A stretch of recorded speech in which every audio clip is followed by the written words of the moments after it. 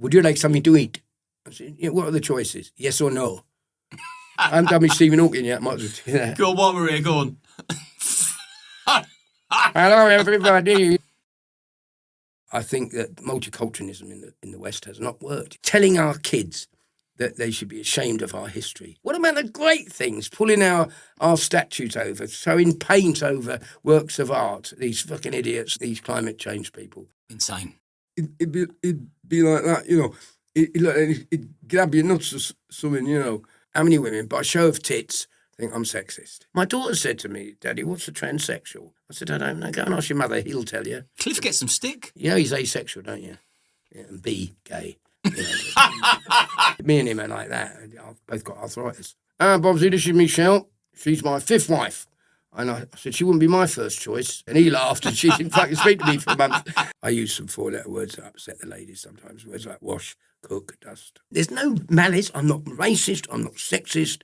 I'm not homophobic. I'm not transphobic. I'm none of those things. Don't let people tell you what you should be able to find funny. Let's cancel him because I don't agree with it. Change the channel or don't buy a ticket. Fucking simple as that. And that's what they do when they see me. Click.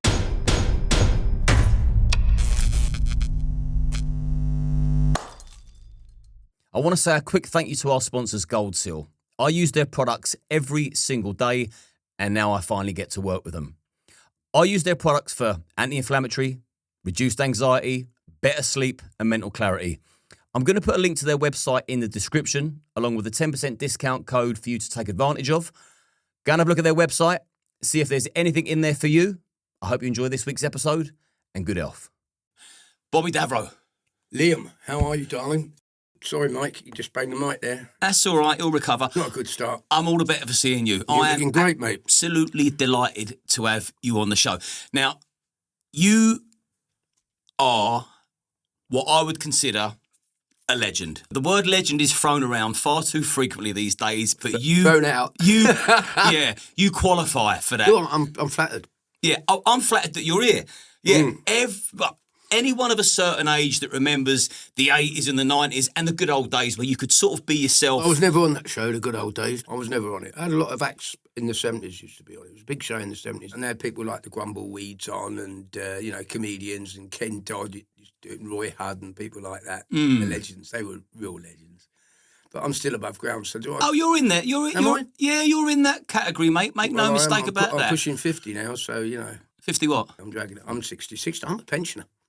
Yeah, you look well. I'm not bad. I can still touch my toes with my testicles, but I don't know, does it? I found my first grey pubic hair today. I did. Where was it? Yeah, I got it in a kebab, just coming through East Grinstead, in the high street there. Now you're telling people where they can find me.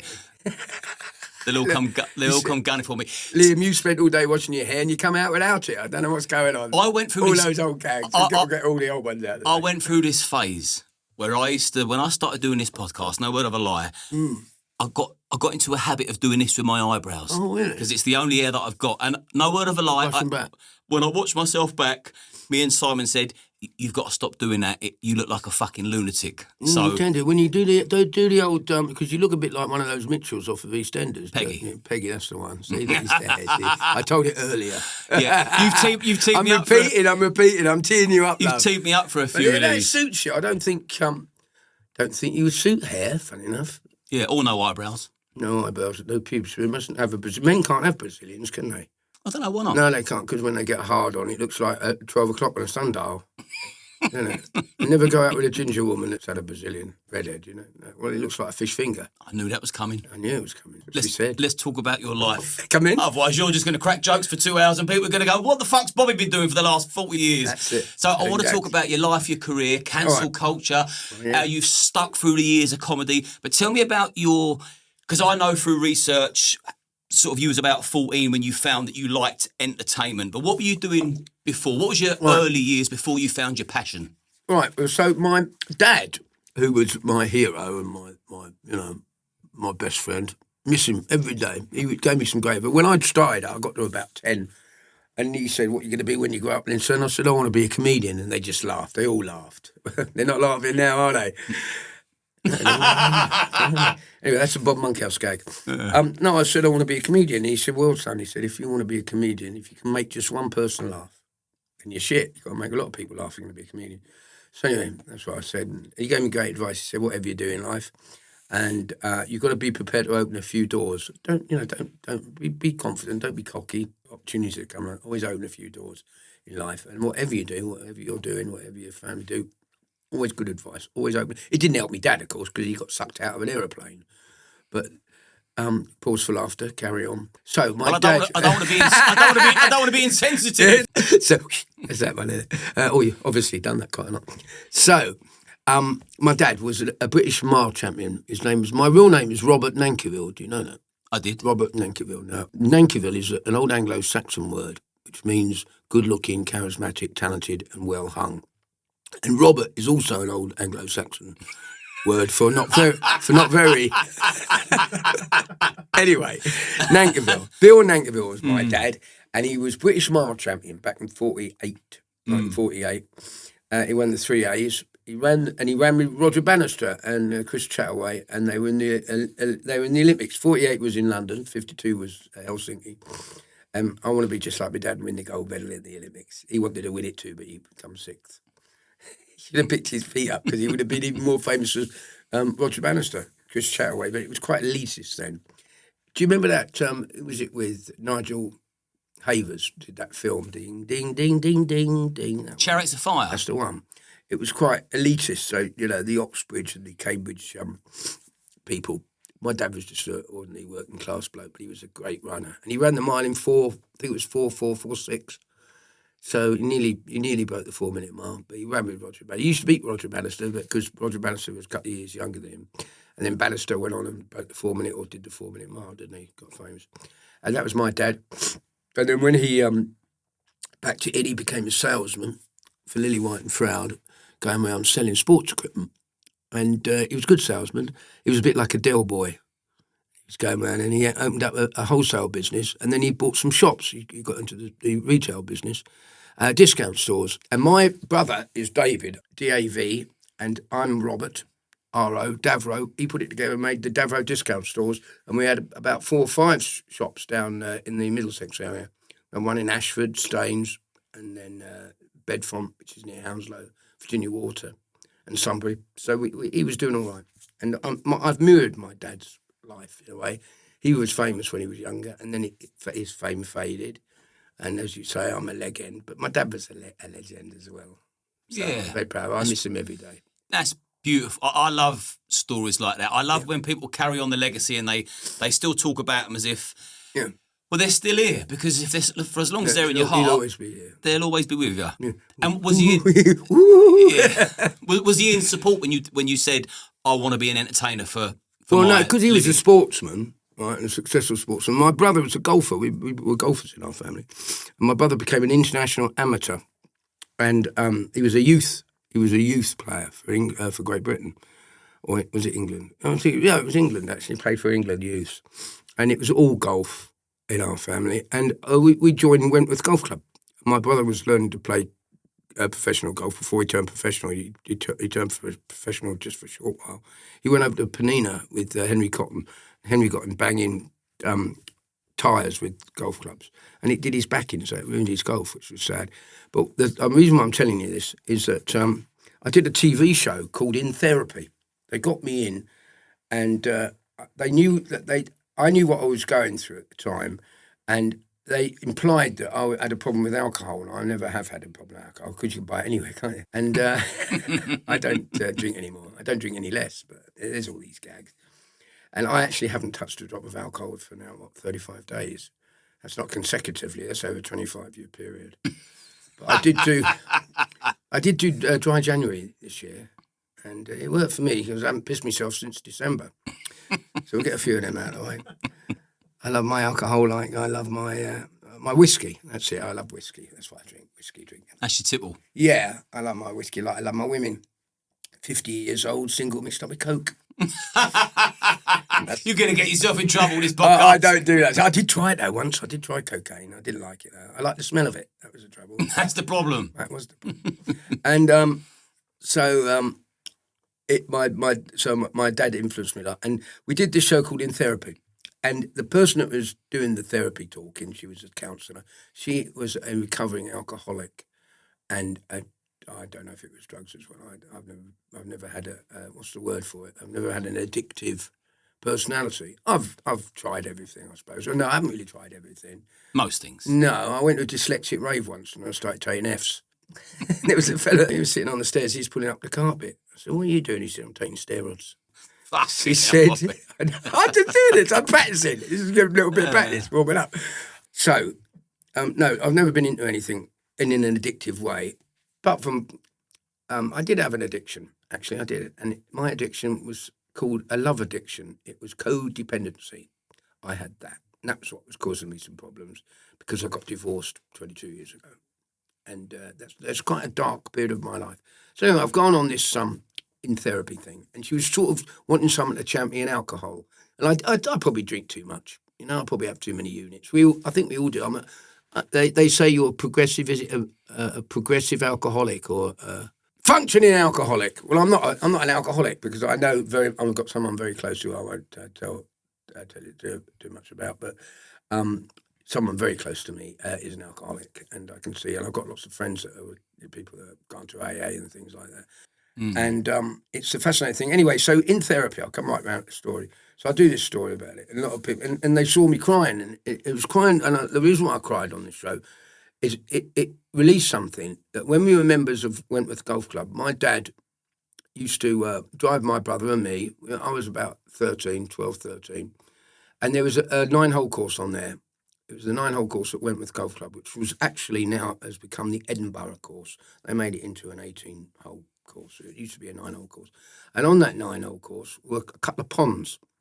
And I loved fishing. And my dad would make up some bait for me. And every day we'd drive. We were living over in Ashford, Middlesex, which was a good half an hour journey in the car. And he put me fishing one day. Then my brother had his golf clubs. So off we go. And he used to drive down to the pond. And then he'd drop me off at the pond. And I used to watch him drive off. And it still affects me, this. I used to watch him drive off down this little dusty path. And he'd leave me. "I'll see you later. We're off to play golf now." And I would then go to the pond and I would catch fish. And I loved catching fish. But I didn't realise, and that pond was it's my place to go to. It's a very special place for me. And this therapist, and I started to cry. She said, "Well, tell me about it. What?" I said, "I could see my dad driving." And what it was, I'd got rejected by my father, only for a very short amount, because my dad's been incredible to me. He was fantastic.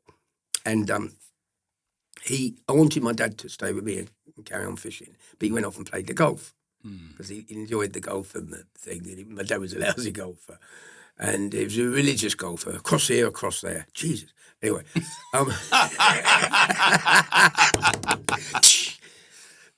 So I used to watch him drive down the path, and I felt rejected.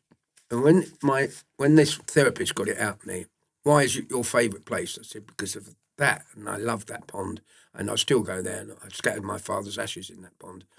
And I phoned him up the day I did that show, the next day, and I said, "Dad, I've got to tell you something. Way back when I was 12, 13 years old, you used to drop me off at the pond.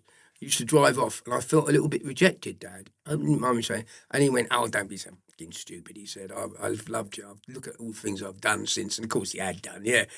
I said, "But Dad, I can't help it." And that's what made me upset. He said, "Don't be ridiculous." And he put the phone down, you know. And the next day he phoned me up, and he was crying, my dad.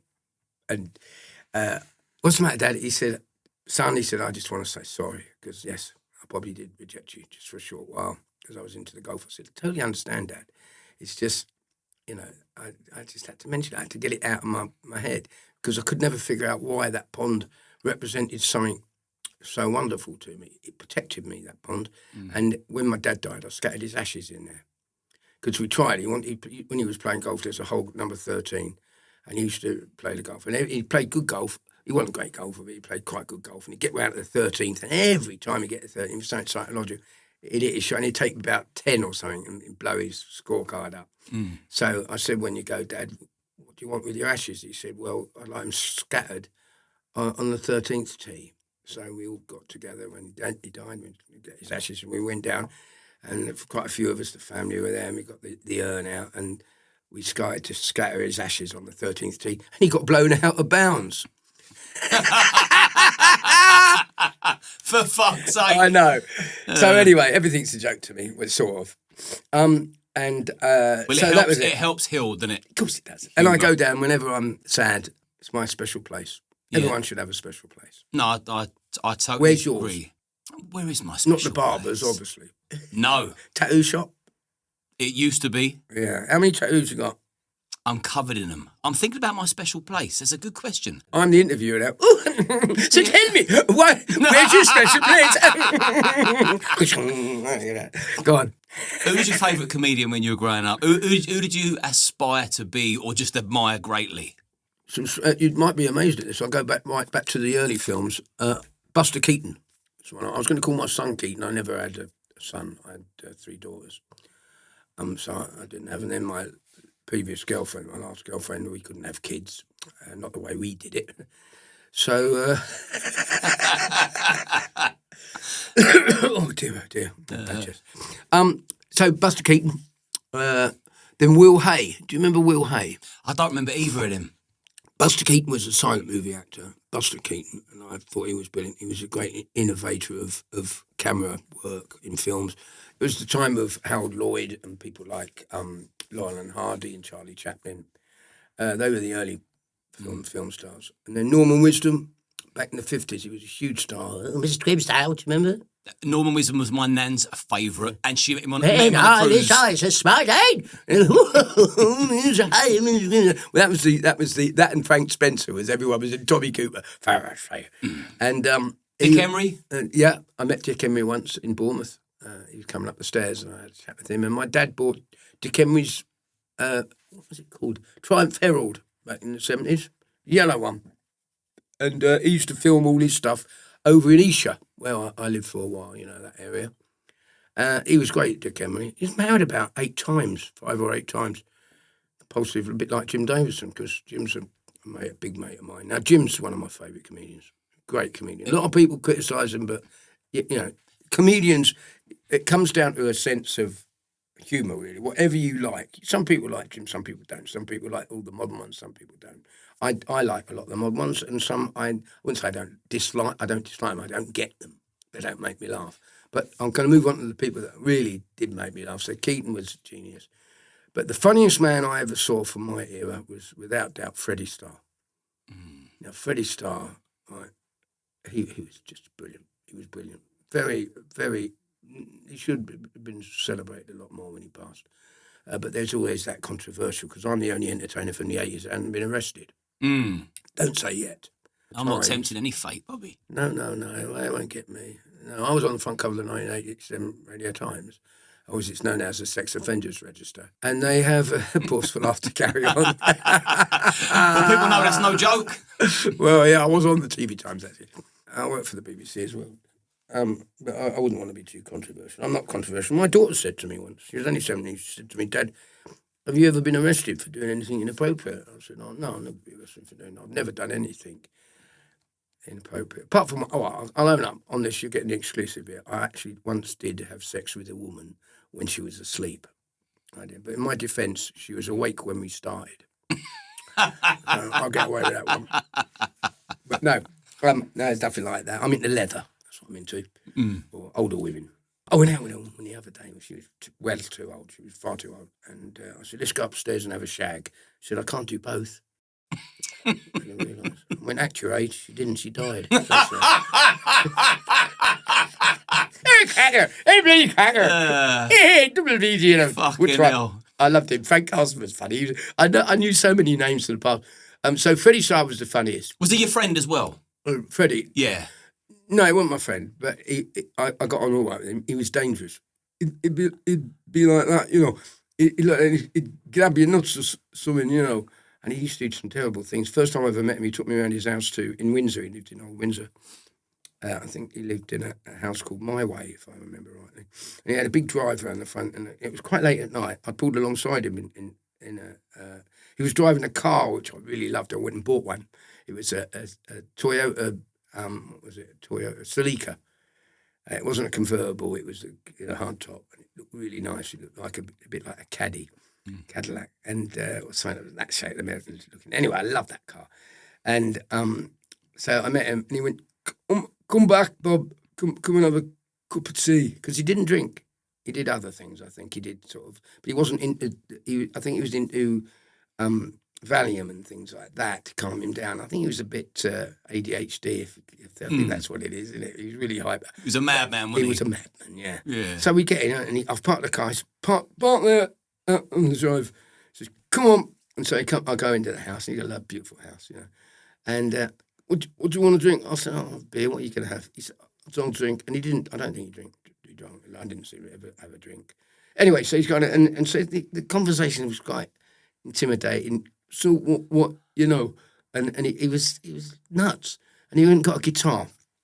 He started playing Elvis. Are you lonesome tonight? And I'm listening. I'm just me in the house and him. And then all of a sudden he stops. He stops in the middle of it. Oh yeah, it was really awkward. And he stopped in the middle. He said, "Okay, you got to go now." Okay, yeah. Don't worry, the drink. Give us a fucking drink. He gets the door. He said, "All the best, son, Bob." And he just threw me out the door like that.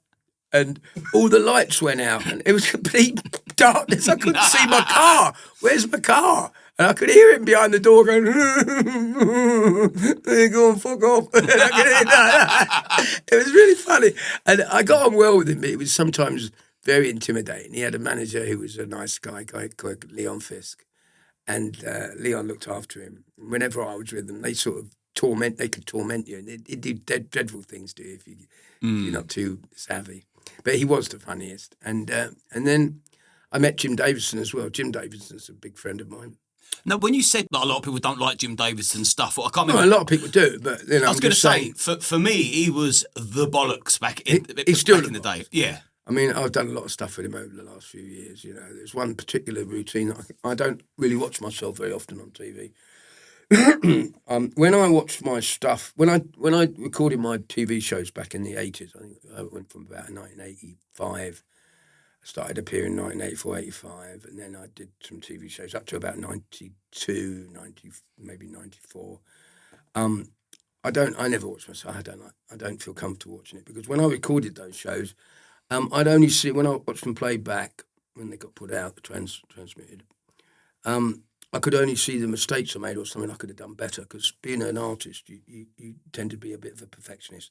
So I didn't really, although I loved the creative thing, that's what I miss most of all about not being on the telly anymore, is the creativity that it brought me. I could be creative. And it was the fact that I didn't feel comfortable watching myself. But now when I watch those shows, I've forgotten. It's like watching someone different. It's like watching a young me. I don't recognise it. And then I realised, and I don't mean this in a conceited or big-headed way, I must have been good. I can look at the stuff now and go, yeah, that was good. That's not so good. It's a bit dated, you know, because it was of its time. But I realised why they gave me series and they gave me those things because I was good. I was talented, and there's not a lot of talent about now. I find that it's very all the good stuff has been creative. It's done and rehashed. Yeah, and it's cyclical, isn't it? And what's trendy now and what's right now, it won't be right in 30 years maybe, and it's very frustrating. You can look at that through the years. Look at what we were laughing at back in the 60s, and then it changed in the 70s, and then back in the 90s or the late 80s, 90s. You started having the university boys come through, like Friday Night Live, Saturday Night Live, Harry Enfield, who was brilliant, and then French and Saunders, and then Hale and Pace were. I loved Hale and Pace. Hale and Pace were great, weren't they? Yeah, they were brilliant. They had a Sunday night show, and they were pushing the barriers back. And I was Saturday night with Russ Abbott. He was. You could put a Russ Abbott show on now. It's bloody brilliant. You could all enjoy. Russ Abbott was great. Les Dennis. Yeah, well, Les is one of my dearest friends. I loved Les Dennis as well. Married to Amanda Holden. Yes. And you know, they're back together again, eh? No, they're not. They are. I ain't falling for this one. No, they are. Her legs. Broke Les's heart, he did. He got his heart broken. Well, when he had that breakdown and the media just would follow him and... Yeah, they put in the papers. Never got over it. Horrible. He said the saddest man in Britain. Thought that was out of order. But I know what that is. Everyone's got to have a broken heart. You know, I've got a broken heart. I had a broken heart. I've got a couple of times. If you know, what don't kill you makes you stronger. It's not nice when you've got the press hounding you though, like using it for gratuitous headlines. Yeah, it's really cruel. It is cruel. Because they didn't care. There's restrictions on them now. And you can tell that Les Dennis is a very soft man. He ain't that soft. You might think he's soft, But he's not. He wouldn't want to upset Les. No, but he's like me. We're both very emotional, sensitive people, and he's just a lovely soul. He's got a lovely heart, and he's one of my best friends. And there's a great story. I mean, I've put this out before, but I went to Edinburgh. He was doing a play up there, and I went to Edinburgh, and I'd already seen the play, so I went up to have a couple of days with him in Edinburgh before I'd gone out. It was during the festival. Excuse me. And I'd gone up there, and he picked me from the train. And we went round to the digs. He got little digs. So I said, "Where am I sleeping then? Where's the other room?" He said, "Well, I haven't got." He said, "It's a double bed, and you're on the couch." And the couch was probably about half the size of this table. So I'm looking at this. So we get showered and off we go. We go out on the RAS. And we came back about 3 a.m, absolutely pissed out of our heads. I said, "Right." He got a quilt out and a pillow. He said, "Yeah, well, I'll get on the couch." I said, "I can't sleep on here. I'll never get a wink of sleep." I said, "I'll come in with you." He went, "Oh, I didn't know about that." I said, "Yeah, well, I'm a heterosexual man, I'm a straight guy. We'll put the pillows down so our legs don't touch, because nothing worse is their hairy legs." You and Simon don't know about them. So anyway, I don't want to get that ink off your tattoos on me ass. So I get in the bed, but we're doing all the gags, the farting and the so we fell asleep. So we woke up he had to do some press. We woke up about 7 a.m. And he said, "I'm going to go off. I've got to do some press, and then I'm going to go and do the play." I said, "I'll go and see some shows while you're there, because I've seen your play. And I'll meet you back here at the church, on the church wall, at about 3 o'clock." So it was a lunchtime show he was doing. So he goes off to do it. And now, the tiredness and the alcohol was coming out, my sort of sweating alcohol. I looked like death, basically. And I said, "I'll see you at 3 o'clock. So I'm sitting on the wall by the church, and I've got 2 great big ice creams. It was boiling hot. It's in August. I've got these things, and I felt like shit. Look at these ice creams. Waiting for him. He comes around the corner. He looked worse than I did. He could hardly walk. And I said, "How'd you get on in your play?" I went, "Oh, fucking no." He couldn't remember any of the words. So we sat at the wall eating our ice creams like that. And he looked at me, and I looked at him. And I said to him, "Did you fancy going back to bed?" He went, "Yes." So we went back, got to bed again, stayed in the afternoon. But there's another thing. I actually, in London, so that was the time I slept with Les. But I went to London. I was staying at a friend's flat, Lee Mead. Do you remember Lee Mead? He won Search for Joseph. He's another lovely, lovely soul. One of my really lovely friends. He was married to Denise Van Out. They're back together again. Yeah. Once bitten, twice shy. Once bitten, twice shy. But no, he's lovely. He is, and he's got a beautiful future ex-wife. Anyway, I will check that. So I'm staying in his flat, and Lee was away. He was doing some filming. So anyway, Les comes over to do Spamalot, and he's just over the bridge because it was right under the big wheel, like the Millennium Wheel. Mm. And so I had this flat, and I was sort of like, Lee had sort of sublet it to me. I'd give him a few quid so I could stay there because I needed somewhere to go and I could get into London and see shows and stuff. So Les has come doing Spamalot. So I go over to watch Spamalot. Right, he was great in it. Then we went out something to eat, and then we went back to this flat, and he drinks whiskey, and so I said, "Come on, I'm a Jack Daniels man," so we had some Jack Daniels. And we got totally pissed. And now it's 4 o'clock in the morning, and he's couldn't walk. He said, "Where's the bedroom?" I said, "Well, the bedroom, you have to go outside on the veranda, and there's another bedroom. You have to get onto the veranda and then go into the other bedroom." So "I'll never make it." I said, "Well, you can come in with me. You've slept with me before. Come on, I'll get you up." So I've waked him up. We put me in the bed, and we've crashed out. Right? 8 o'clock in the morning, there's this rattling the keys. I went, "What's going on?" So me and Les are sort of coming around. And it was an estate agent showing this Cockney bloke with a little cap on. "What here?" I said, "Nice place, isn't it?" Here. And he goes, "And here is the lounge. You could just make out the sound. I thought, am I dreaming?" And he goes, "Over here is the lounge, and through here is the kitchenette. This is the bathroom here." And then the door opened of the bedroom, and he goes, "And here is the main bedroom." And the little Cockney bloke's come in, a little cap and a fag. He had a fag on, like a little Cockney boy. And we both sat up, me and Les Dennis both sat up at the same time, right? And the Cockney bloke went, "Fuck me, it's Bobby Davro and Les Dennis." And we both said at the same time, me and Les, "It's not what it looks like." He must have died out on that. Was you naked? No, you're having a laugh, aren't you? He was. Did you still have that pillow dividing you? No, he was too busy biting it. I know. I think he's a bit whoopsie, his legs, because he closed his eyes when I kissed him. No. Yes, dreadful.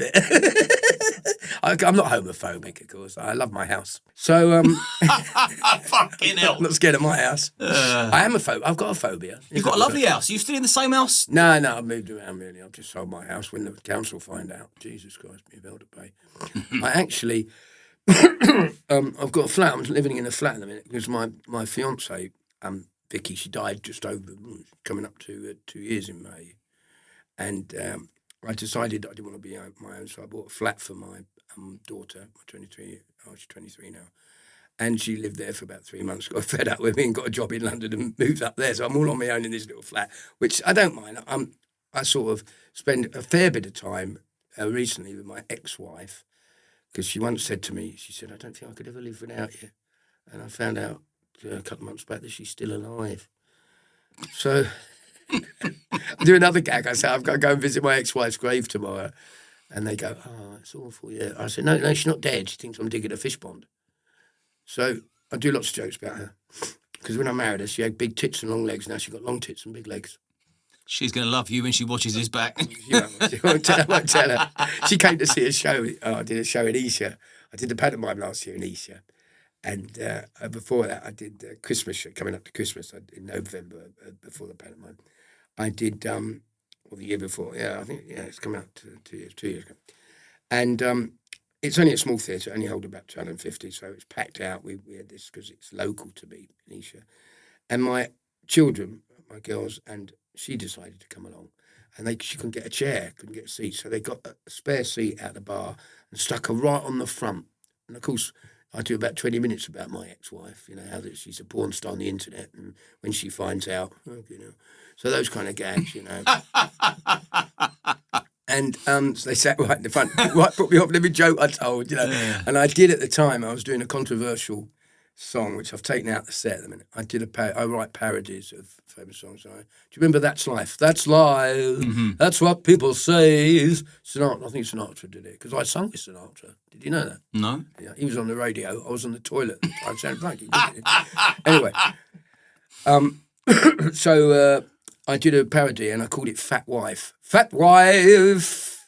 Her jeans bursting at the seams. She still sees herself as skinny, but now only in her dreams. And I don't want to say she's overweight, it might offend her. She knows she's fat, but she identifies as slim. She's trans slender. She is fine. So I did lots of.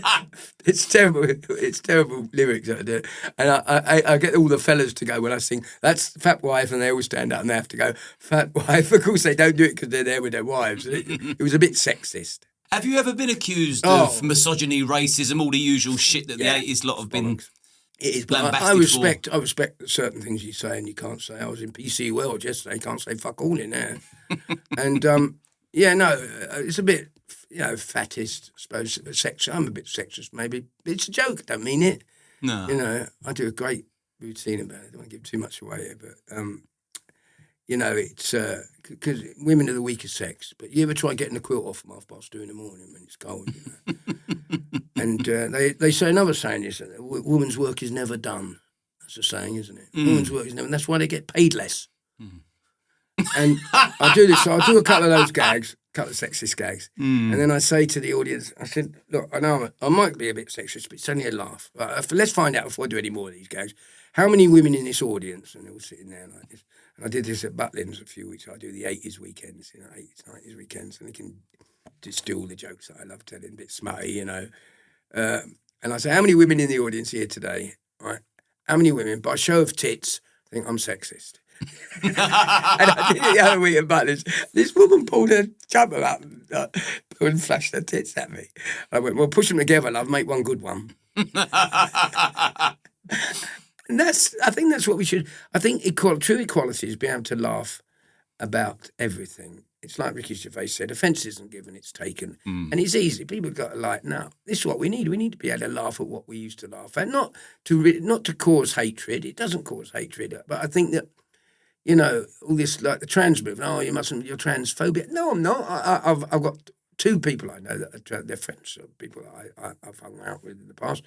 And it's not them. It's usually the activists that want to cause these problems. You know, my daughter said to me, "Daddy, what's a transsexual?" I said, she said, "What's a transsexual?" I said, "I don't know. Go and ask your mother. He'll tell you." And now, see, you can do that again. Now, someone, "Oh, he's being transphobic." No, I'm not. If you're on the front line, you've got to be on the punch line. And as long as you're not creating, words they're not inciting, they're not violence. They go, "Oh, you're causing me violence. I was triggered by this joke." Care fucking life. You know, it's ridiculous. But you're entitled to be offended. Everyone is entitled to be offended. Doesn't mean to say you're right. I think people like being offended now. Yeah, they do. They thoroughly enjoy it because it gives them a sense of importance. Yes. Well, it's called, what's it called? A virtual signalling, isn't it? Oh, yes. Look at me. I'm defending the minorities. You know, but people can stand like it's like the disabled people. Disabled. I mean, but they can stand up for them. Oh, they can't, can they? Fuck anyway. But you see, there you go. Now you might have a disabled person in the audience, but they want to be seen as like all of us that aren't disabled. Yeah, I've either heard that argument or I've thought it myself. It's like, don't exclude people from the jokes, otherwise it's even worse. Right, here's one for you. I do a routine, an Elvis routine, and I get 3 women out of the audience. And it's quite sexist. I go to one, I always get a woman, I get a younger woman who's probably a modelly looking girl, that's how I describe her, you know, like a bit of a, you know, Dolly Bird. Then I get another woman out, which I've, in the position of this routine in my act, it's all about balance. I see a woman that might be sitting in the front that's really having a laugh, that's really enjoying it, and is up for, got a good sense of humour, she's laughing at the stuff I'm doing. So I choose that one. And then I choose a lady that's a bit dry with glasses, you know, an older woman with glasses, because the glasses is a good gag. And then I say to the woman with glasses, don't think I'm chatting to the younger girl there, because whenever I see a woman wearing glasses, so say the young girl's called Mary or something, and the old girl's called Joan or something. And so I say to Joan with the glasses, I said, whenever I see a woman wearing glasses, I want to take them back to my hotel room, I want to rip their clothes off and make mad, passionate love to them. And she goes like that. I said, yeah, lend Mary your glasses, will you? It's a great gag. So you do that, right? And then I do this thing when they go to sing the backing vocals. I go, wait, put my hand on there. And then the woman that I've chosen that's up for a laugh, you don't hear this, but as we're singing, I go, get on your knees. Right, I turn around, I go, just get on your knees. And she'll get on her knees 9 times out of 10 because she's having a laugh. And then I say, all right, lie down. And then I end up dragging her across the stage. You know, I'm not having this, you're dragging her across the stage. It's a good thing. Now, the point I'm getting to. Now, it's normally 3 white women. Now, if I got a black woman up who's in the audience and I did exactly the same jokes, someone would come along and go, oh, did you see him being so racist? He's racist picking on that black woman and doing those jokes, which jokes I do to every woman I get out there. It's no different. And so I probably wouldn't choose to get a black lady up. Now, if a black lady is in the audience, a woman of colour, let's say, you've got to get it right, haven't you, see? And I ignored her, I could be accused again, oh, you didn't use a black woman or the woman of colour. Why didn't you do that? You're racist. You can't win. Damned if you do, damned if you don't. And, you know, in the old days, we'd be affected by prejudice. Now we actively go and seek it. And it's ridiculous. And by coming to a comedy show, you know that it's not meant, there's no malice. I'm not racist. I'm not sexist. I'm not homophobic. I'm not transphobic. I'm none of those things. But if you know, everything, that's what I called the title of my last show. Everything is funny if you can laugh at it. And it's not for everyone. My stuff isn't for everyone. That's a great line. Yeah, everything is funny if you can laugh at it. Yeah, that is. I mean, since you've been here, you took the piss out of my legs, my hair. It's easy to do, isn't it? Yeah. You could be offended. I'm going bald myself. I'll tell you a little story about this. When I moved into that flat in Epsom, I put in a security camera because my daughter's living with me at the time. And I said, who's that at my door? Someone's been at my door, look. And my daughter looked, she said, no, Dad, that's you. I said, no, it's a bloke with a bald head. She said, yeah, that's you. Haven't you noticed? I said, no, I haven't noticed. My fucking hair's falling out. So it won't be long before I'm like you. Oh, slap. Oh, slap. I see what you did there, Bobby. I see what you did, yeah. But you got to accept, I'm never going to have it. I mean, I've got to go in next month to have a penis reduction operation. 3rd time lucky. Oh, gee, my chest. Why did you fall out with Brian Connolly? Well, there's a nice story to this about my stroke. So I had a stroke January, and I fell out with him ridiculously because it was ridiculous. Because I used to like him as well. Oh, great comic. But I'd much prefer you. Well, you're only saying that because he didn't want to come on the show, did he? I didn't ask him. You didn't ask him. But it was sad because he had some problems. He had some issues. And he became very famous. He got fame. And I was famous before him. And then we were great friends. We did everything together. We had some really mad years. And I was very hurt when we fell out. It just affected him. Fame affected him in a different way. I'm sure he would agree. He's better now, I think. And I think he had an issue. I think he had problems. His father died, Colin, who was a lovely man. He was a taxi driver. And it was very sad when his dad died too early, really. And it just affected him, and he fell out over something. It was a misunderstanding, and I called him because he was one of my dear friends, and I called him a bad word, and he didn't talk to me after that, and I tried to make it up, but I said I was wrong to do that, but he didn't want to know. So we fell out, and then when I had a stroke, I had so many people phone me. I was sort of sitting in bed, and the phone rang. Bradley Walsh called me because I hadn't seen Bradley. Bradley's gone on to great things. Very successful lad and very talented. Brian's very talented. I'm talented. You're all very big personalities, aren't you? Yeah, but we're different. Sometimes it works and sometimes it doesn't. You know, I made a huge success of my life, really. It went a bit wonky when I got divorced. But that was really something to do with the business. I became a little unhappy. Not bitter. I wasn't bitter. I was frustrated because I've been used to doing television shows and being Mr. Saturday Night and having a career that stretched ahead of me. I thought, this is great. The business changed slightly when the new guys came in, but that is the business. You have to move aside and let the youngsters come in. Well, I wasn't that old. I was only sort of like 40. And I'd started to get really grumpy about the fact I was touring and people weren't coming in and people didn't want to know on the telly. The phone had stopped ringing, which happens. You know, some of it was my fault, some of it wasn't. And I became a bit unhappy and a bit self-centred. And I took my eye off the ball with my wife. I was very happy. I lived in a £3 million house. I lived next to Franco Zola, the footballer, who was a lovely man. He moved in the first day he moved in. I went, can you move your wall back 10 yards? He went, well. And we became friends. We used to play golf together. A lovely man. And then I sold my house when we got divorced. Anyway, this is all a long time ago. And so I can talk about it now. But it was extremely painful for me. It broke my heart.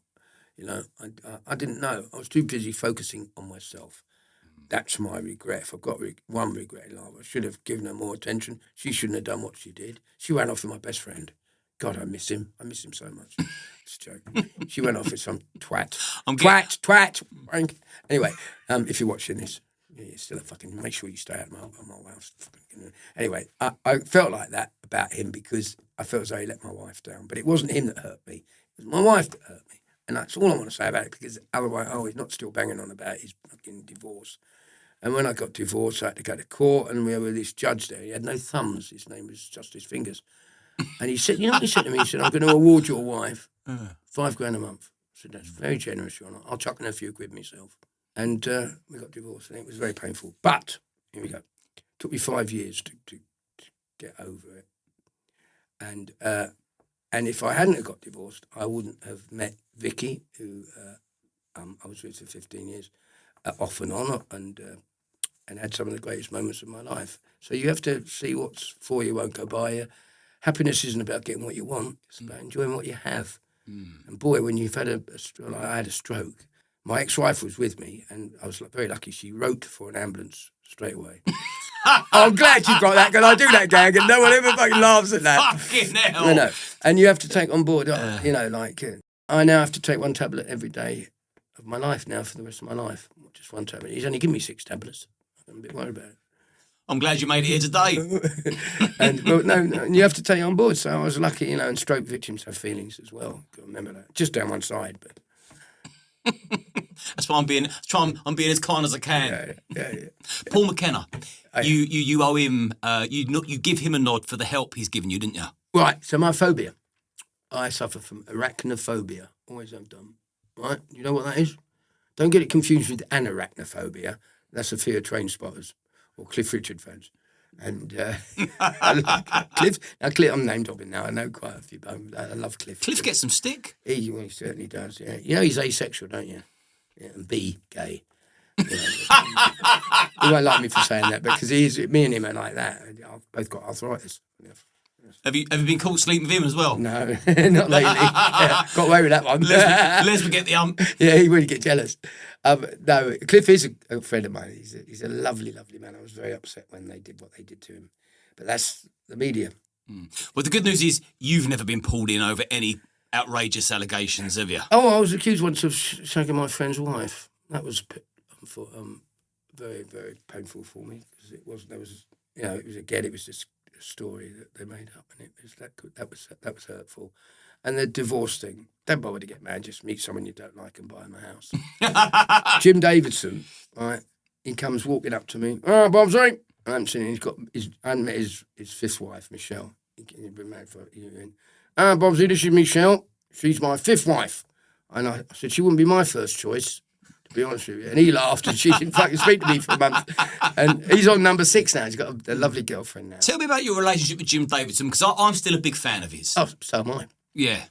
One of the funniest men, honestly, he makes me laugh. And I've heard a lot of the gags before. He swapped gags. He uses some of my ones and I use some of his ones. You know, we laugh about it. But he's got a good heart. I mean, he can be a grumpy bugger too, but we all can. You know, I'm not always Charlie Charm, and I try to be nice. I try and be nice to people. My dad says it don't cost nothing to be nice to someone. If you haven't got anything nice to say, don't say it. And have a bit of respect. And try and do something for someone every day if you can. If you can do somebody a favour, not only for them, but for you. It makes you feel good. If you can do someone a favour, even if it's just helping someone with the shopping. I couldn't believe this bloke came up to me, right? You might have met him. I was coming out of Waitrose, right, and with my Christmas shop. I had about 12 bags. I'm sweating like 𝐬𝐻𝐫𝐞𝐿 in the salad bar. So I'm there. Eamon's a friend of mine. Sorters. And I've got all these bags. I come out of Waitrose. And this bloke's come up. He said, do you want a hair with that, Bob? I went, oh, thank you. And I've looked up. I said, oh, I recognise you. You're a singer, aren't you? Famous singer. She said, yeah. I said, I can't think your name. Sorry, it's James. James Blunt. James Blunt. He said, give me some of that bags. He's taken some about half of the bags, half a dozen things. So I got chatting to him, and he was in the army, you know, a really nice lad. We're talking about his army days, because I've done a lot of work for the military and stuff over the years. I'm a big supporter of that. That's what I admire about you and Jim. Yeah. Greatly. I'll talk about that in a minute. And anyway, so he said, where's your car? I said, over here. And so we're going back, and he's helping me with the bags. And so we get to the car. He said, where do you want me to put them? I said, stick them in the boot there, and I'll put the rest of the bags on the passenger seat. So I've opened up the car, and I've started putting the bags on the passenger seat. And he's gone round the back. He comes straight back. He said, can't get the bags in the back. I said, can't get the bags in the back. Why, James? You know what he said? He said, well, your boot is full high now. What a great gag. I love that gag. Your boot is full. Your boot is full. Your boot is full. But it's worse than that. I met Sting in a knocking shop once. So what are you doing in here? He said, I just popped in. I said, what for? Why have you come in here? He said, I wanted a massage in their brothel. Massage. Now, I got that sent on the WhatsApp. I get a lot of gags sent on WhatsApp. And sometimes I can... Bobby, what was that device that you were in? No. Your fucking hands were through it. My near-death experience. What happened there? Stocks. I was doing a show called Public Enemy, #1. I called it Public Enema. It wasn't a good show. It was. I was doing it for the BBC. It wasn't well produced. It wasn't very good, if I'm honest. We were recording it in Manchester, if I remember rightly. Yeah, it was Manchester. And they'd got this big, heavy stock thing where you put your head and your thing in, and the pole leading down, and I was standing there, and someone pulled me trousers down. I think it was Lionel Blair pulled me trousers down. 𝐾𝐨𝐧'𝐭 was there. And who else was there? I can't remember who else. It was somebody else. I think it might have been... no, I can't remember. Anyway, you can see it if you look at it. And they pulled it, and it wasn't balanced. It wasn't weighted down. So it wasn't staged? No. That was real? Died. Yeah.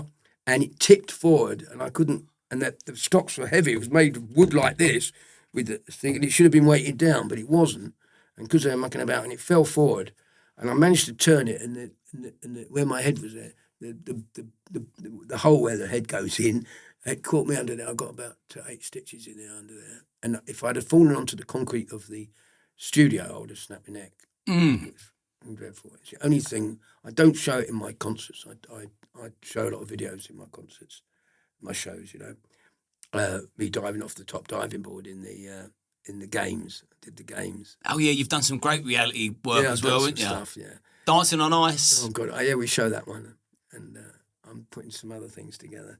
Do you remember me doing Big Brother, where I told Farrah Abrahams what I thought of her? That was her name. You stood up and you told her that basically she's like one of the most vile human beings you've ever come into contact with. Is that right? Yeah, she was ugly.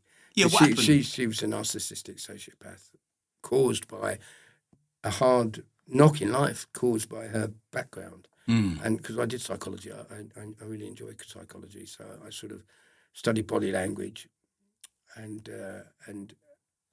the way she won't like me for saying it, but my ex-wife has insecurities. People have insecurities. My girlfriend had insecurity about not thinking that she was good enough. She was a beautiful girl. And because no one had married her, including me, because I don't want to get married again. I'll never get married. What's the point of getting married? I did it once. I married the girl I wanted to marry. Or I ended in divorce.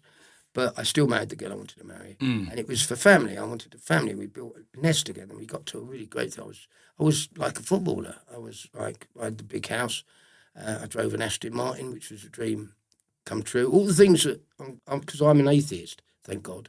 And I am actually an atheist, devout atheist, like Ricky Gervais. Same. Like Richard Dawkins, people like that. And, Sam Harris and people like that. Christopher Hitchin was my best friend that was fantastic. He's the best friend I never met. That was a quote from some other person. I thought he was a genius. He probably wouldn't have liked me. He was an intellectual, but he was an atheist. And I can't bear religion. I think religion is the poison of the world, I can say it. And if someone's got faith and things that it causes, you have to be so careful now. I mean, they get very offended and they might even hurt you or might even kill you for it. I mean, I'm kind of a thing is a belief in something. Okay, I haven't got no proof. There's no proof at all. If it was proven, then I'd believe it. I wouldn't necessarily follow them, gods that they believe in. But you have to be so precious. Why do we have to give them respect for what they believe in, which is complete, to me, it's complete bollocks. Where's my respect? Why am I not allowed? We're going to kill you because you don't believe in something that written from a fairy tale book. It's complete bollocks. Do you ever crack any religious jokes? Well, got to be careful. Yeah, I mean, you can do as many as you like about the Christians. What could they do to you? Forgive you. And the Bible, I mean, it's a dreadful piece of literature. The Old Testament especially. He dies in the end, by the way. I'm spoiled it for you. That's it. I've spoiled it for you now. I won't read it now. And well, Jesus said that we should he died for our sins, didn't he? So that's why we should go out and sin as much as we can so he hasn't died in vain. That's what I always say. But no, I'm not a religious person. I have no respect for people that are. No respect at all. I think it's ignorance. I think you're being stupid. But there you go. You're entitled to believe what you want to believe in. I don't. And there was you saying you weren't controversial. Well, is that controversial? Well, the thing is, to me, no. But to these easily offended that want to them, this will be like, prove it. It says so in the Bible. It was written by men. Mankind, load of ignorant sheep shaggers from 2,000 years ago. They didn't understand the world. We got science now. Look at the science. Follow the science. What a beautiful, beautiful time we're living in. When you look at the ISS and then the James Webb telescope and see what we see, and we see in the edge of the beginning of creation. But what was before it, we don't know yet. At least with science, they don't claim to know everything. They're always open for change. They're always saying, oh, wait, I got that wrong. Moving on from religion, have you noticed that, say, UK Gold, for example, I love that channel, so Only Fools and Horses and Fawlty Towers, now, before they play those episodes, they give you a warning that, like, some people may find this offensive. It might trigger them, innit? Yeah. I mean, from someone that was doing the magic in the 80s and 90s, how must that read to you? Like, what the fuck? Excuse my Italian. It's the media that's created this. It's media. It's like... I did joke about someone that had a stammer, Gareth Gates. Now, Gareth Gates is a friend of mine, right? And he's a lovely lad. He's a friend, and he doesn't take offence to it. So I do a couple of gags about him. I worked with him in Chichester. He should have been in Chester, but he stopped and asked for directions. Right, that's the gag. So I'm told that gag. And a woman has come up after the show and she said, Bob, she said, Mr. Davro, Bob, call me Bob. Did you enjoy the show? Yes, she said, I thought it was very funny. Apart from only one joke I didn't like, it was one about 𝐿MT&x and the stammering, the stuttering. I said, I'm sorry, why is that? She said, because 𝐿MT&x is my son and I've come over to complain. I went, oh, I'm terribly sorry. I said, just as well your son wasn't with us then to complain because we'd be here all fucking night, wouldn't we? Now, that is, again, that's a joke. It's a joke. And people, so I do a routine about a deaf person. Now, to do the voice, it was a deaf person. It's against me. It's self-deprivation, is it? Deprecation? Deprecation, something like defecation. No, that's something completely different. That's something completely different. It's basically this whole act. Refrain from that in out. Too late. And what was I talking about? Oh, yeah. So I did. And I do a deaf voice of a deaf person. Now, someone will go, oh, yeah, you're just taking the piss out of deaf people. No, I'm not. I'm doing an impression to make the joke work, which is the joke is against me. And I'm doing the voice. And it's similar to the woman of colour, you know. You can choose to be. If you're laughing, why are you laughing? It's just an impression of someone who speaks like that. Mm. Otherwise, if you go, or you do a gag, I met Ian McKellar once in a theatre show, doing a big charity there, and I did Julie and Clary. Hello, well, I'm strangely drawn. Did you hear about the gay bank robber? He broke into the bank, tied up the safe, and blew the manager. Now, I did that gag as Julian. I came off the stage and saw Ian McKellar and said I was homophobic. Oh, Christ almighty. How can it be homophobic? How ridiculous is that? And as you say, you're going to upset somebody.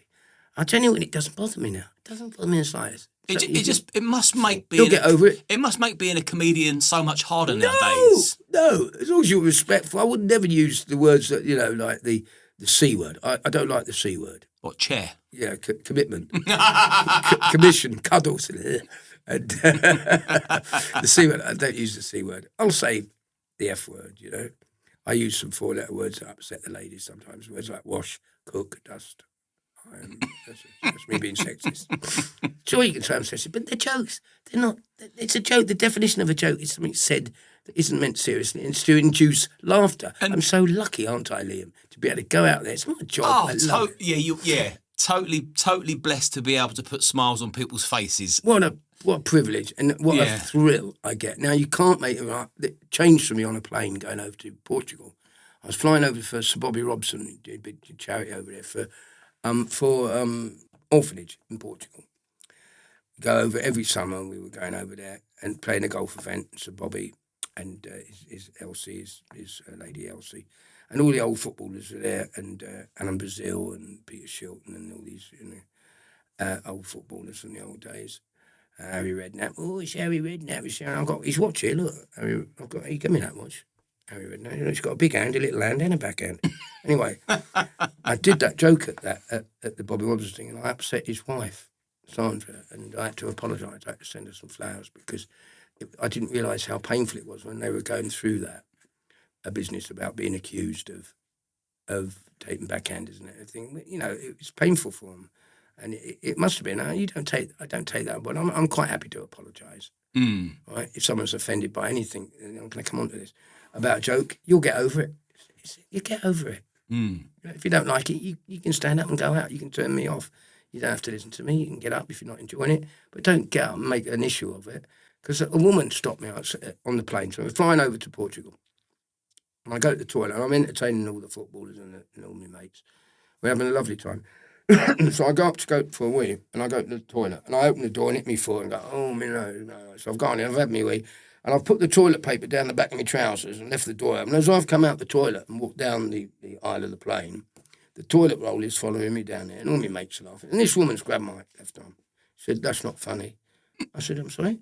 She said, you're not funny. I said, well, I make quite a good living out of being funny, but she said, well, I don't think you're funny.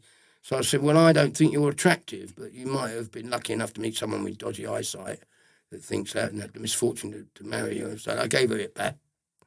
And she said, you're offensive. I said, no, I'm not offensive. Look, let me tell you something. And Alan Brazil was right next to me on the other side of the aisle. I said, Alan, that shirt you're wearing, big yellow garish shirt, do you like that shirt? He said, of course I fucking like it. So that's why they make shirts like that for somebody who likes that shirt. Now, it wouldn't be for me, that shirt. I wouldn't buy that shirt, right? It doesn't mean that shirt's not a good shirt. It's probably a very good shirt. And you think it's a good shirt because you wear it, you bought it, you wore it. It's just a different taste. And I said to the woman, that's all you've got. You just don't like the joke. You feel probably a little bit that I'm showing off, and probably am, but that's what I do for a living. That's what me and my friends are going to do. So whatever you say doesn't make any difference. Change my whole outlook to it. I don't give a toss if people don't think I'm funny. Don't tell me I'm a racist or judging on your judgment that I'm a racist because I've done an Indian voice. If you go into an Indian restaurant, I do a routine about an Indian restaurant. Now, if I go there and the waiters come over, the Indian waiters come over, right? If you do a different accent, right, is that being racist? Or why can't you do the way he speaks? Would you like something to eat? I said, yeah, what are the choices? Yes or no? Right? And he said, what would you like with your curry? I said, see, I can do this. I'm not embarrassed about doing an Indian voice. I'm not ridiculing him. I'm just doing his voice. I'm an impressionist. We're allowed to. Surely mimicking people. Mimicking people. He said, what would you like with your curry? I said, I'd like a naan. Give us a naan. He said, what kind of a naan would you like? I said, I'd like a banana one. He went, banana naan? I went, do. Banana naan, do. Banana naan. Sold. So you can do that. Now someone can come along and go, oh, he's been racist. No, I'm not. I'm just impersonating someone. You know, if I did an American voice, if I do a character that's come from America, am I being racist? No, I'm not. There's specific accents that are considered racist, but other ones aren't. It's like, well, who's the judge here? Who's the judge? It's not racist. If you're saying people are horrible because of the colour of their skin colour, then that's bad. But I'm not doing that. I'm just impersonating somebody, and I'm not saying people bad. Here's one for you. I've come out the flat the other day, and I see this lad, and I reckon I hadn't spotted him before, and I said, hello, mate, where are you from? He said, I'm from Palestine. I mean, really? I said, Palestine? He said, yes. I said, what are you doing here? He said, I've just bought a very small house at the end of the street. Just a small house at the end of the street there. I went, terrorist? He went, no, I'm a doctor. Now someone might come along and say, oh, you're being anti-Muslim, you're being anti-Palestinian. I don't want to get into that. And what about the anti-Semitic stuff? Like the people that, like Queers for Palestine marches, you have these demonstrations. It's like the oxymoron of the century, isn't it? Well, it's just people take it. It's virtue signaling. They want to be, look at us, we're good people, we're gay, and we're cheering for the Palestinians who are suppressed and are being genocide over there. Well, don't do it here. Go over there. You go and demonstrate in the streets of Gaza. If you want to do that, they'd all be killed. They'd all be murdered, be thrown off the tall buildings, wouldn't they? If there was any left, of course, but none left. Not very tall. Anyway, see, that's a joke in itself. Would offend somebody out there. But you get real. These people are virtue signaling to say, look at me, I'm being so gallant, I'm being so noble, I support the minorities. I'm so perfect. I'm so perfect. Yeah. Acting. I thought you were absolutely divine in EastEnders, along with, I'd say, the most of the UK. Really, I didn't. I felt as I underachieved in there a little bit because I didn't have. Why did you think that? I didn't have the character. The character wasn't as what I really hoped it would be. He was a bit weak. He was in love with Shirley, and they used to have. Every episode. It was always me kissing Shirley. I always do jokes. But there you go. It'd be quite controversial in this. In this podcast is that I used to always have to kiss Shirley, and I should have got a BAFTA for kissing her and making it look authentic. and I take the mickey out of Shirley in the show as well, but I don't mean it. And I enjoyed it though. I did it, and I didn't. They tried to make me sound like I was complaining. I wasn't. They offered me a pantomime, and I make a lot of money in pantomime. And I was putting my kids through school, and I had payments to pay out, so I had to take the financial choice. And I did say to the That's producer, why you left EastEnders. Yeah, but 𝐸𝐿𝐵𝐿, who was the producer, called me and he said, we are thinking about bringing a family in, but, we're not going to let you do pantomime. And I went, oh, golly, I said, if you make a big story of me, maybe I will give up the pantomime one year. But it's difficult. And they said, well, we can't promise that. I said, well, then I've got to choose. And so I chose We both chose to leave. It was a mutual thing. There was no bad feeling at all. And I loved every minute of me being on EastEnders. Because as a Bobby Davro fan, not just me, like every Bobby Davro fan, to see all of a sudden Bobby Davro appear on one of the biggest TV programmes in the UK. Well, Shane did it. Shane Ritchie did it. Shane Ritchie was great. Oh, Alfie Moon. Mike Reid. I mean, look at Mike Reid, how brilliant he was. Superb. I used to work with Mike all the time. I love Mike. I'm glad we mentioned Mike Reid because I'd forgotten about him and he's one of my favourites as well. Listen Loved him. to him. What up? Yeah. I loved him. I thought he was great. I used to play a lot of golf with Mike. And he liked me as well because, as a grafter, he used to give me good advice. If you listen to good advice, the EastEnders thing was good. I felt as though I underachieved a little bit. I would have liked to have been in it a little bit more, but I had to make a choice. But there's no bad feeling. But you enjoyed the experience. Oh, I did. And I started to learn. It's all about learning curve. Would you return? I would, yeah. I would return again, but again, I don't think the character wasn't the character that I was hoping it would be. It looked like it could be, but he was very under the thumb with Shirley. Shirley was a powerful character. And she was a nice lady. I liked working with her. Although apparently someone told me she was upset because I did jokes about her. But I'm going to do jokes about the people I've worked with. They're just jokes. I wonder if the script writers of EastEnders just relied on the fact that you're Bobby Davro and you could sort of play any part and the public are going to love it. Well, they didn't want me to be Bobby Davro. They wanted me to be Vinnie Monks. And that's the difference.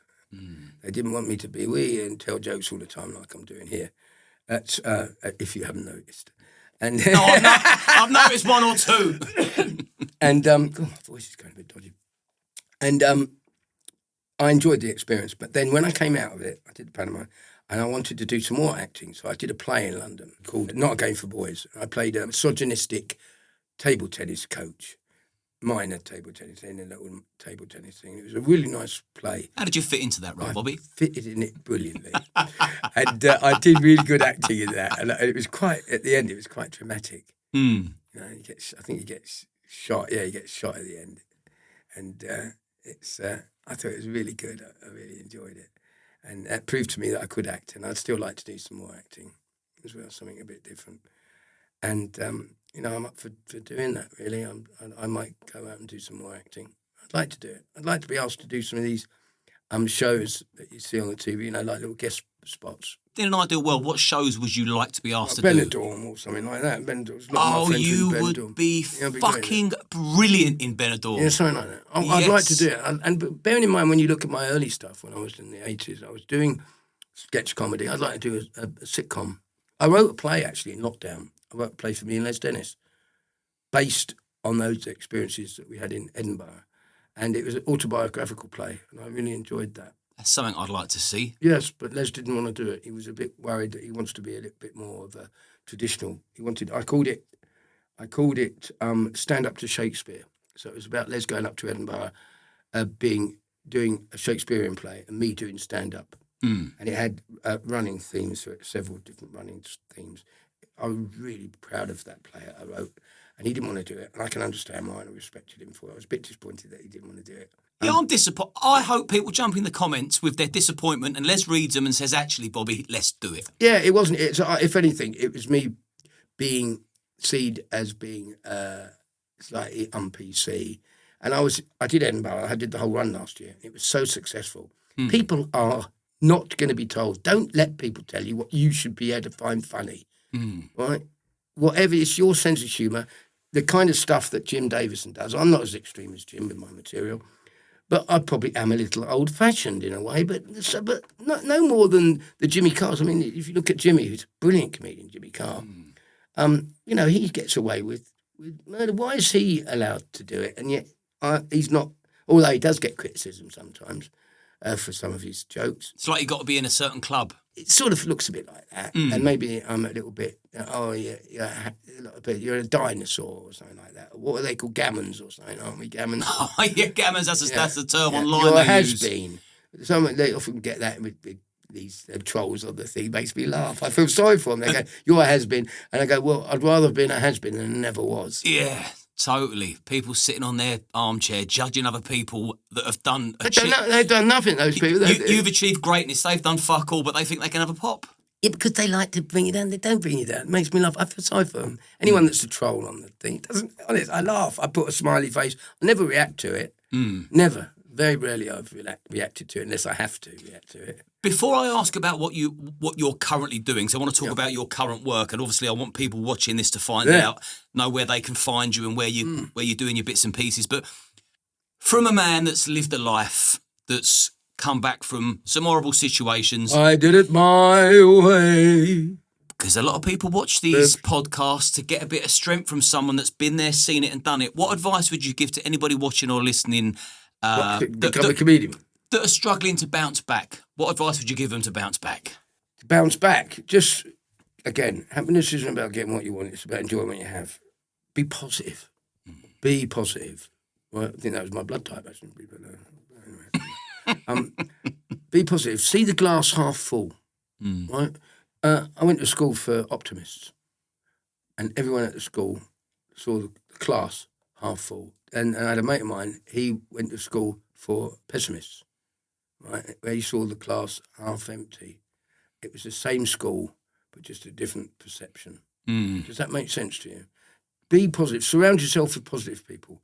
Don't care about what people think of you. Don't care, right? Because you'll be very surprised. Now, Russell Brand's father, Ron Brand, is a friend of mine. And he told me that line. And I collect little phrases. You should probably see it, you know. And the phrase was, don't spend your time worrying about what people think of you, because you'd be very surprised at how little they do. They get on with their lives and they love to tell everyone how well you're doing. Don't discuss watch Denzel Washington.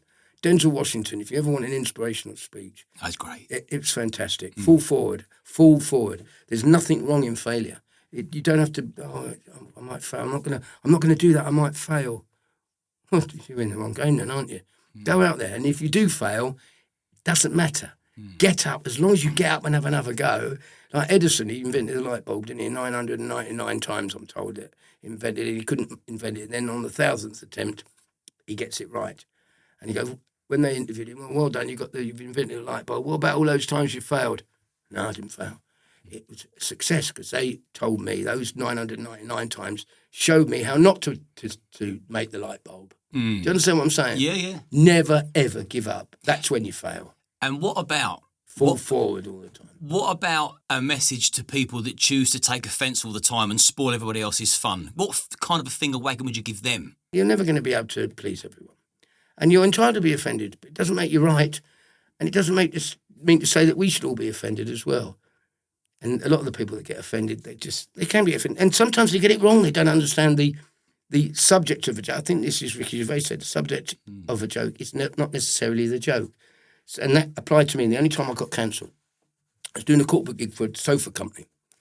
And I'll say to a woman in the audience, which I still do, it's a stock standard gag. Now, there's a lady down here. I won't be so rude as to ask you how old you are. That'd be so rude, wouldn't it? How much do you weigh? Right. Now, is that got anything to do with weight? Analyse the joke. Say you're the woman. I won't ask you how old you are. That'd be so rude to you. Because it's well known, isn't it? You don't ask a lady her age. That's rude. How much do you weigh? What is the gag of that? It's replacing a rude question with an even ruder question. That's where the laugh comes from. But the woman thought it was because she had weight issues. She was, a slightly big bone, let's say big bone girl. And she's sitting there sweating gravy. She was taller sitting down and standing up. She was a big girl. And it's very easy to upset them. I was in a pub not that long ago, and there were 3 women there, and they were big girls, and one of them had come in, and she was walking with a limp. I said, what's the matter with you? She said, I've got a stone in my left shoe. I said, you've got 15 more in your right one. So anyway, I got chatting, and the one on the end there, she got a bit upset about it. And I just tried to make it better by talking to them. I said, well, they had an accent. I said, excuse me, are you 3 ladies from Scotland by chance? And the one on the end went, Wales, if you don't mind. I said, well, I'm sorry, I'll rephrase that. Are you 3 Wales from Scotland by chance? And then about 20 minutes when I've woken up, when I come round, and that's jokes, man. It's jokes. Come on, let's all laugh. There's not enough laughter in this fucking world. Oh, I totally agree. And honestly, if you say, you're not funny, you make this, you're that, I don't give a shit. And I really don't. It takes the edge off everything. Those easily Well, I don't even think they're easily offended. I think they pretend to be offended and they're a minority and they are spoiling it for the rest of us. I want to listen to people having fun. Yeah, nothing does me, but I see people... To be cancelled, they go, oh, we're sympathetic, aren't we? Let's, definitely, I'm not a political person, really, but the left say, oh, we're so, aren't we? It's like the Democrats, oh, we can't offend anyone. We must seem to be helping everyone and seeing everyone good. As soon as you say something that they don't agree with, they cancel you. Yeah. Right. So where's the compassion in that? Where's the empathy in that? Make Britain offensive again. Yeah. Well, we don't have to be offensive. Make Britain great again.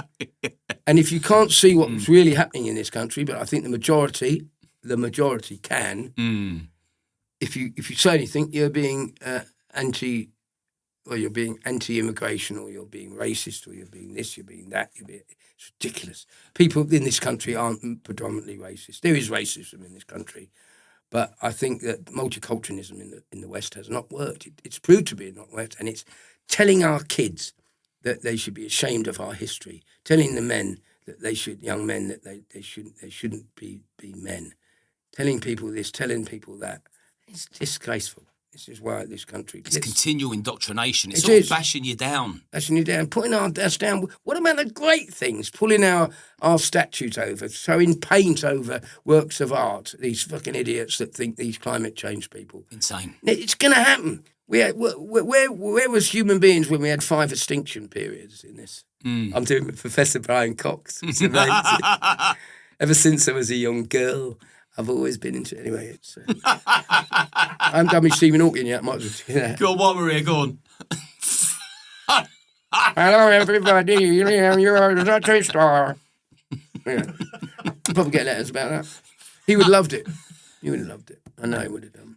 And because he was genius. And I had the greatest respect. But it's not going to stop me from personality. Or you mustn't do impressions of Stephen Hawking. You mustn't do a man that speaks with an accent. You mustn't do anything that's slightly taboo. Because I'm not preaching hatred. I'm preaching comedy. I'm going out there to make you laugh. Laugh at yourself. Don't be so stuck up your own arse that you can't laugh. What right have you got to be so vain or so precious that you can't go through life without being offended? Oh, you mustn't have offended me. I've got the right not to be offended. What right? Yeah. That level of self-importance is self-importance. Get over yourself. Get over yourself, yeah. It stinks, doesn't it? Somebody says. Your impersonations, that would be one last thing before we talk about what you're doing now. So, how on earth, because I've seen over the decades, like, just the amount of impersonations you can do and you can pull off to an absolute T. So, is that natural, or do you have to really, really, really work it? It was natural to start with. I don't work as hard as I used to. I think that when it comes to impersonations, so a lot of people think, oh, he's a product of the 80s because I was on the telly 80s. They probably think I'm doing Fiend Spencer all the time and Norman Wisdom. But I do in modern ones. I do a whole routine based on Still Alive at the Apollo. And I'll do a bit of John Bishop, the way that he speaks like that, Then there's Johnny Vegas. So I do all the, and Jimmy Carr, and it's all Alan Carr. He's one of my favourites, Alan Carr, chatty man. And I do some of the old ones, Robin Williams, hey, don't be frightened, wow. And I love doing that one. And then there's Billy Connolly, how you doing? And all these different impressions, I still do the modern ones.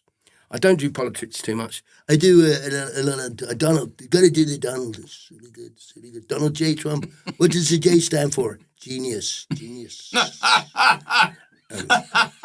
Rory Bremner gave me that gag. Oh, you should have took the credit for that. That's a fucking blinder. Well, no, he told me that gag. I said, I like that. I'll put that in. Oh, I'm very honest. I've got the most fantastic memory. I can remember jokes. I struggle with names. I've got 3 girls, Brittany, Tierney, Marnie, and I go and so I see Brittany. Hey, Marnie, Tierney, Brittany. And my dad did that to me. I don't know if I got that from... My nan done that to all us lot. Weird. I think it's part of being a father or part of being a parent. Or getting older. Gosh. I think my best friend's got dementia. And I think my best friend's got it as well. See, that's something you shouldn't joke about, because actually... I think my best friend's got dementia. I'll do my new impression. Have you heard my new impression? Not yet. Who's this? I don't know who you are. I don't know what you want. Who's that? I don't know who you are. I don't know what you want. It's not poor Liam Neeson. No. It's my best friend. I think he's got dementia. That's what we want. Now there'll be people with dementia. Oh, no, they'll forget to fucking phone in, won't they? Yeah, that's the safest joke you can crack. I did a show. I did a dementia ward, and I did that gag, and they laughed. So I did it again. I just chanced my arm. I did it 5 minutes later, and they laughed even louder. I did the same joke 35 times. Fucking uproar it was. And the bloke come up after and said, "I don't know how you remember them all, Bob."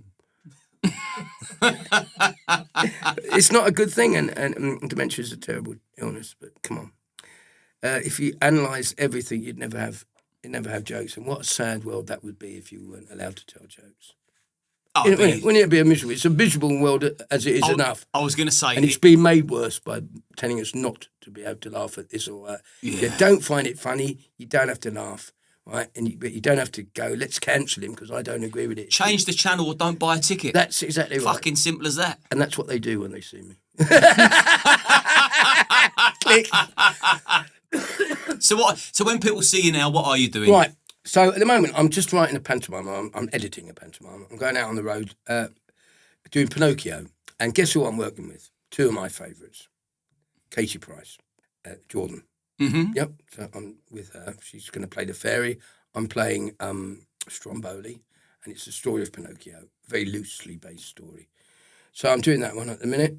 And then I'm also doing a theatre tour because I did Edinburgh last year, and it was a huge success. So I had like 90% capacity in this. It wasn't a big venue. It was a place called Frankenstein's.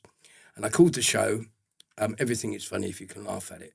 So I'm taking that show out. I love that. And doing it. It's a nice title. But I need a new title, and I've written a lot of new material, which I'm sort of bedding in, which is part of the tour that last year. You have to keep changing. And I'll tell you some advice. You asked me about advice for people, and I got great advice. I'll come on to that in a second. And I've renamed the show, and I'm going to call it Bobby Davro is the Funny Magnet. Not the Fanny Magnet, the Funny Magnet. So the poster would be me with a magnet, big magnet or something, attracting laughter or whatever it is. I haven't got the design of the thing. With a fish finger. With a fishy finger. I don't know where that came from. Anyway, so that's the next Edinburgh show that we do. Bobby Davro is the Funny Magnet. And where can people find? Is there a website where people can buy their tickets from? Yeah, look up Bobby Davro tour. It's called Everything is Funny If You Can Laugh at It. We're doing Epsom on the 3rd of April. We're doing Felixstowe before that. The new tour in the summer will be the Funny Magnet. But at the moment, you can see me in a theatre near you. Buy tickets to avoid disappointment. And it's called Everything is Funny If You Can Laugh at It. And what about the Pinocchio? Yeah, Pinocchio is also going out. It's a lot of dates in the north. It's quite a northern-based thing. We're travelling around. That's in the next few weeks. It's an Easter pantomime. I'll tell you what we'll do. So there's going to be 1 or 2 websites where people can find out the dates and purchase tickets. We'll put them in the description of this interview. Yeah, good idea. And you still get the same elation? I haven't had one of them for a while. Sorry, you still get the same joy? Yeah, I do. I love it. I got 3 standing ovations, which was fantastic at the first gig. That was great. And I love it. I love working. And the best advice I was given was by Roy Walker. Do you remember Roy Walker? Mm-hmm. I went down to see Roy doing a show in Eastbourne. I think he was with the Black and White Minstrels or something. Going back, I was only 20, just getting going I was. And I went backstage to meet him, and he came out. He said, "What's your name?" And I said, "Bobby Davro, I'm just starting out in comedy." He said, "Can I have any advice? Got any advice?" And he said this. He said, "Just do an hour a day, Bob. An hour a day." I said, "Sorry?" He said, "Do an hour a day. An hour a day. Work on it an hour a day. Mm. An hour a day." And I still do that. Still do it? I still work an hour a day. I classify this as work. I've run a few gags, I'm very tired because I've been writing. I didn't go to sleep till 4 a.m. last night. So I'm sitting there writing this bloody pantomime. Some of it's good, some of it, needs changing. I'm delighted that you're still working, and many people work. Because when this thumbnail pops up and Bobby Davro appears, people are going to love it. You've got to come and see the show because you will. I'd like to think that I'm in the same league as Jim Davidson. If you like Jim Davidson, you'll like me. If you don't like Jim, don't bother to come see me. If you get easily offended and triggered by jokes, which are just jokes that we all sort of seem to love, or the majority of people seem to enjoy. You do, I do. Different generations. Youngsters come and see my show, and they go, "I can't believe how..." I'm definitely coming to watch you live. Yeah, you love it. Yeah, you love it. 110%. And before we wrap it up, I'll just say I want to thank you for coming on. And I mean that. I know you've had a late night and you're working your bollocks off. That's all right. And they're not doing anything anyway. swing in there. Yeah, swing in there. But then we're going to do the world tour next year, doing 192 countries. We're doing Laos, Israel, Seychelles, Sri Lanka, Greece, Cyprus, Malta, Barbados, New Zealand, Finland, China, China,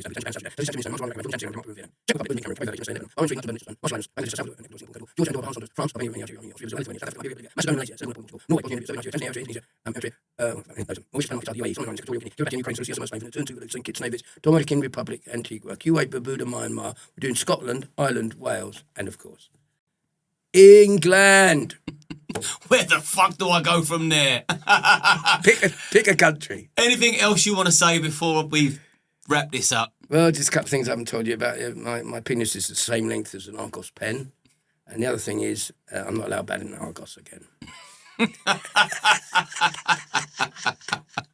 It's been a pleasure, Liam. Bobby, it's been a pleasure. And the thing is, for me, is I didn't know what to expect. So when and at the start, I'm thinking, is this a real story? Is he fucking taking the piss? Is it a joke? So I'm like, you kept me on my toes, and I loved it. Yeah. Thanks again, Bobby. It's absolute pleasure. Nothing but love from me, brother. You too, mate. Good health, mate. Thank you.